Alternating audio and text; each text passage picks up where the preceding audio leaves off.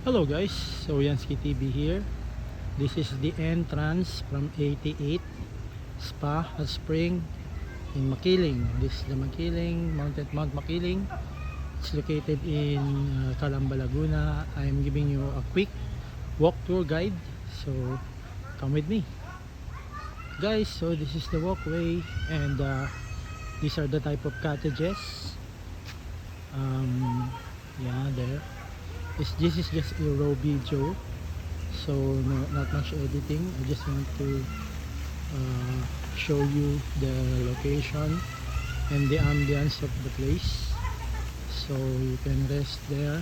This is the poolside, and you can view the mountain. Then there are other visitors. These are the in-house cottage where you can stay overnight. So there you go, the poolside. The poolside is just simple, but the ambience is very relaxing. So if you want to bring your family here to relax, to unwind, and that's the jacuzzi side.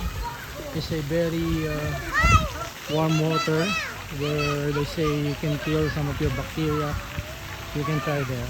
So there's a real slide for the kids, and the amenities are good, but most of all the ambience and the peace of mind that you can buy, especially in this kind of weather. As you can see, it's not very sunny, but it's not raining.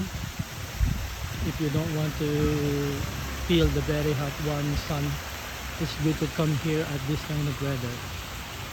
So this is the basic walkthrough guide.